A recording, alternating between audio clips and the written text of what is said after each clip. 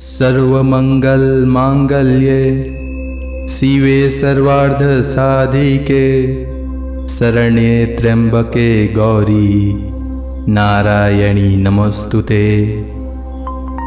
अर्थात हे नारायणी, तुम सब प्रकार का मंगल प्रदान करने वाली मंगलमयी हो, कल्याणदायिनी शिवा हो, सब पुरुषार्थों को सिद्ध करने वाली हो, शरणागत वत्सला, तीन नेत्रों वाली एवं गौरी हो। हे नारायणी, तुम्हें नमस्कार है। जय माता दी। आप सभी भक्तगणों को नवरात्रि की हार्दिक शुभकामनाएं। मां आदि शक्ति हम सभी की मनोकामना को पूर्ण करे। यह नवरात्रि सभी भक्तगणों के लिए जीवन की सबसे आनंदमय नवरात्रि हो। हे मां, अपने भक्तों की पीड़ा को हर लो और उनके घर सुख समृद्धि से भर दो। आज शारदीय नवरात्रि का पहला दिन है। नवरात्रि में दुर्गा सप्तशती का पाठ या श्रवण अवश्य करना चाहिए। इससे मां दुर्गा का आशीर्वाद प्राप्त होता है और घर में सुख शांति एवं समृद्धि में वृद्धि होती है। आइए श्रवण करते हैं दुर्गा सप्तशती का प्रथम अध्याय। अगर आप अपनी श्रद्धा भाव से कथा श्रवण के उपरांत ब्राह्मण दक्षिणा देना चाहते हैं तो स्क्रीन पर दिए गए नंबर पर भेज सकते हैं। मार्कंडे जी बोले, सूर्य के पुत्र श्रावणी जो 8वें मनु कहे जाते हैं, उनकी उत्पत्ति की कथा विस्तार पूर्वक कहता हूं, सुनो। सूर्य कुमार महाभाग श्रावणी भगवती महामाया के अनुग्रह से जिस प्रकार मनवंतर के स्वामी हुए, वही प्रसंग सुनाता हूं। पूर्व काल की बात है। स्वारस जिस मनवंतर में सूरथ नाम के एक राजा थे जो चैत्र वंश में उत्पन्न हुए थे। उनका समस्त भूमंडल पर अधिकार था। वे प्रजा का अपने औरस पुत्रों की भांति धर्म पूर्वक पालन करते थे। तो भी उस समय कोला विध्वंसी नाम के क्षत्रिय उनके शत्रु हो गए। राजा सूरथ की दंड नीति बड़ी प्रबल थी। उनका शत्रुओं के साथ संग्राम हुआ। यद्यपि कोला विध्वंसी संख्या में कम थे, तो भी राजा सूरथ युद्ध में उनसे परास्त हो गए। तब वे युद्ध भूमि से अपने नगर को लौट आए और केवल अपने देश के राजा होकर रहने लगे। किंतु वहां भी उन प्रबल शत्रुओं ने उस समय महाभाग राजा सूरथ पर आक्रमण कर दिया। राजा का बल एकदम क्षीण हो चला था। इसलिए उनके दुष्ट बलवान एवं दुरात्मा मंत्रियों ने वहां उनकी राजधानी में भी राजकीय सेना और खजाने को हथिया लिया। सूरत का प्रभुत्व नष्ट हो चुका था। इसलिए वे शिकार खेलने के बहाने घोड़े पर सवार हो वहां से अकेले ही घने जंगल में चले गए। वहां उन्होंने विप्रवर मेधा मुनि का आश्रम देखा, जहां कितने ही हिंसक जीव परम शांत भाव से रहते थे। मुनि के बहुत से शिष्य उस वन की शोभा बढ़ा रहे थे। वहां जाने पर मुनि ने उनका सत्कार किया और वे उन मुनि श्रेष्ठ के आश्रम पर इधर उधर विचरते हुए कुछ काल तक रहे। फिर ममता से आकृष्ट चिंत होकर वहां इस प्रकार चिंता करने लगे, पूर्व काल में मेरे पूर्वजों ने जिसका पालन किया था, वही नगर आज मुझसे रहित है। पता नहीं मेरे दुराचारी भृत्यगण उसकी धर्मपूर्वक रक्षा करते हैं या नहीं।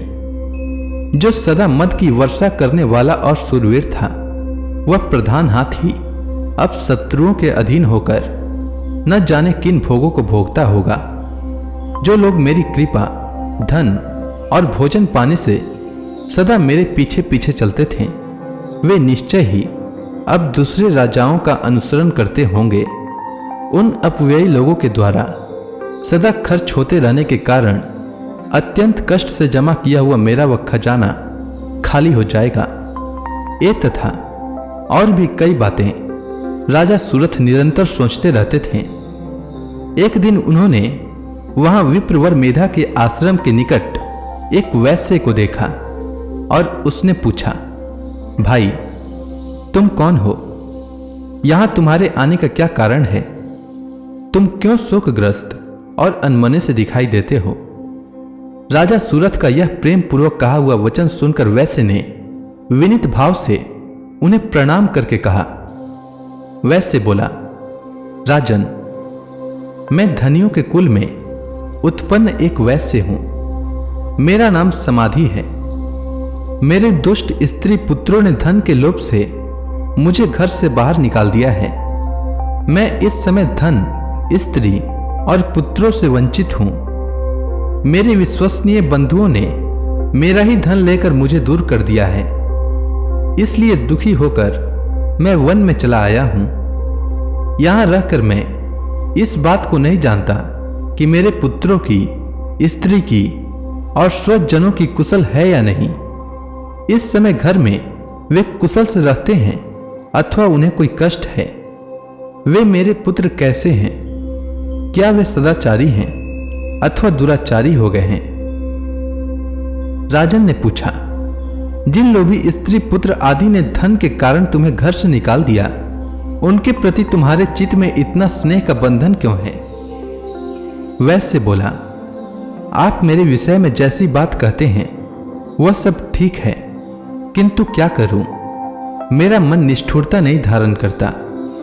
जिन्होंने धन के लोभ में पड़कर पिता के प्रति स्नेह, पति के प्रति प्रेम तथा आत्मीय जन के प्रति अनुराग को तिलांजलि दे मुझे घर से निकाल दिया है, उन्हीं के प्रति मेरे हृदय में इतना स्नेह है। महामते, गुणहीन बंधुओं के प्रति भी जो मेरा चित्त इस प्रकार प्रेम मग्न हो रहा है, यह क्या है? इस बात को मैं जानकर भी नहीं जान पाता। उनके लिए मैं लंबी सांसें ले रहा हूं और मेरा हृदय अत्यंत दुखित हो रहा है। उन लोगों में प्रेम का सर्वथा अभाव है, तो भी उनके प्रति जो मेरा मन निष्ठुर नहीं हो पाता, इसके लिए क्या करूं? मार्कंडेय जी कहते हैं, ब्राह्मण, तदंतर राजाओं में श्रेष्ठ सूरत और वह समाधि नामक वैश्य दोनों साथ साथ मेधा मुनि की सेवा में उपस्थित हुए और उनके साथ यथा योग्य, न्यायानुकूल, विनयपूर्ण बर्ताव करके बैठे। तत्पश्चात वैश्य और राजा ने कुछ वार्तालाप आरंभ किया। राजा ने कहा, भगवान, मैं आपसे एक बात पूछना चाहता हूं, उसे बताइए। मेरे चित्त अपने अधीन न होने के कारण वह बात मेरे मन को बहुत दुख देती है। जो राज्य मेरे हाथ से चला गया है, उसमें और उसके संपूर्ण अंगों में मेरी ममता बनी हुई है। मुनि श्रेष्ठ, यह जानते हुए भी कि अब वह मेरा नहीं है, अज्ञानी की भांति मुझे उसके लिए दुख होता है। यह क्या है? इधर यह वैश्य भी घर से अपमानित होकर आया है। इसके पुत्र, स्त्री और भृत्यों ने इसे छोड़ दिया है। स्वजनों ने भी इसका परित्याग कर दिया है, तो भी यह उनके प्रति अत्यंत हार्दिक स्नेह रखता है। इस प्रकार यह तथा मैं दोनों ही बहुत दुखी हैं। जिसमें प्रत्यक्ष दोष देखा गया है, उस विषय के लिए भी हमारे मन में ममता जनित आकर्षण पैदा हो रहा है। महाभाग, हम दोनों समझदार हैं, तो भी हम में जो मोह पैदा हो रहा है, यह क्या है?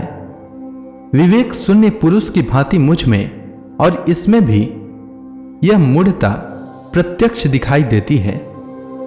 ऋषि बोले, महाभाग, विषय मार्ग का ज्ञान सब जीवों को है। इसी प्रकार विषय भी सबके लिए अलग अलग है।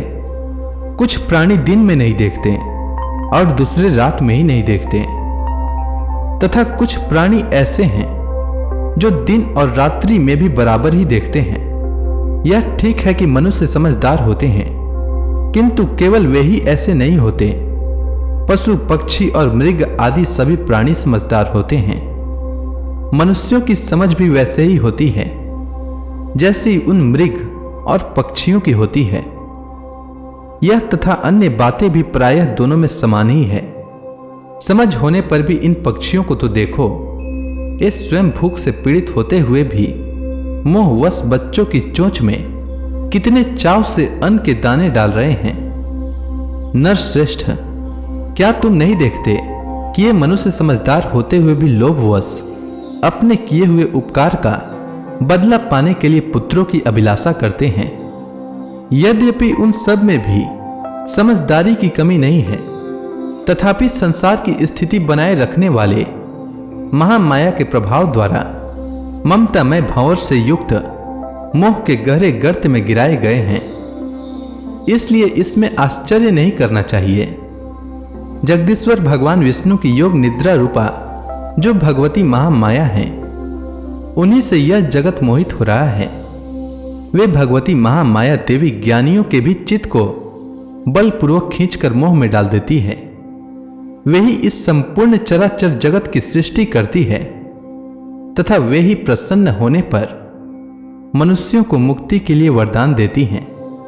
वे ही पराविद्या, संसार बंधन और मोक्ष की हेतुभूता सनातनी देवी तथा संपूर्ण ईश्वरों की भी अधीश्वरी हैं। राजा ने कहा, भगवान, जिन्हें आप महामाया कहते हैं, वे देवी कौन हैं? भगवान, उनका आविर्भाव कैसे हुआ तथा उनके चरित्र कौन कौन हैं? ब्रह्मवेताओं में श्रेष्ठ महर्षि उन देवी का जैसा प्रभाव हो, जैसा स्वरूप हो और जिस प्रकार प्रादुर्भाव हुआ हो, वह सब मैं आपके मुख से सुनना चाहता हूं। ऋषि बोले, राजन, वास्तव में तो वे देवी नित्य स्वरूपा ही हैं। संपूर्ण जगत उन्हीं का रूप है तथा उन्होंने समस्त विश्व को व्याप्त कर रखा है। तथापि उनका प्राकट्य अनेक प्रकार से होता है, वह मुझसे सुनो। यद्यपि वे नित्य और अजन्मा हैं, तथापि जब देवताओं का कार्य सिद्ध करने के लिए प्रकट होती हैं, उस समय लोक में उत्पन्न हुई कहलाती हैं। कल्प के अंत में जब संपूर्ण जगत एकार्णव में विमग्न हो रहा था और सबके प्रभु भगवान विष्णु शेषनाग की सया बिछाकर योग निद्रा का आश्रय ले सो रहे थे, उस समय उनके कानों के मैल से दो भयंकर असुर उत्पन्न हुए जो मधु और कैटब नाम से विख्यात थे। वे दोनों ब्रह्मा जी का वध करने को तैयार हो गए। भगवान विष्णु के नाभि कमल में विराजमान प्रजापति ब्रह्मा जी ने जब उन दोनों भयानक असुरों को अपने पास आया और भगवान को सोया हुआ देखा, तब एकाग्रचित्त होकर उन्होंने भगवान विष्णु को जगाने के लिए उनके नेत्रों में निवास करने वाली योग निद्रा का स्तवन आरंभ किया, जो इस विश्व की अधीश्वरी, जगत को धारण करने वाली, संसार का पालन और संहार करने वाली तथा तेज स्वरूप भगवान विष्णु की अनुपम शक्ति है। उन्हीं भगवती देवी की भगवान ब्रह्मा स्तुति करने लगे। ब्रह्मा जी ने कहा, हे देवी, तुम ही स्वाहा, तुम ही स्वधा और तुम ही वष्टकार हो। स्वर भी तुम्हारे ही स्वरूप हैं। तुम ही जीवन दायिनी सुधा हो। नित्य अक्षर प्रणव में आकार उकार मकार इन तीनों मात्राओं के रूप में तुम ही स्थित हो तथा इन तीनों मात्राओं के अतिरिक्त जो बिंदु रूपा नित्य अर्ध मात्रा है, जिसका विशेष रूप से उच्चारण नहीं किया जा सकता, वह भी तुम ही हो। हे देवी, तुम ही संध्या, सावित्री तथा परम जननी हो। हे देवी, तुम ही इस विश्व ब्रह्मांड को धारण करती हो। तुमसे ही इस जगत की सृष्टि होती है, तुम्ही से इसका पालन होता है और सदा तुम्हारी कल्प के अंत में सबको अपना ग्रास बना लेती हो।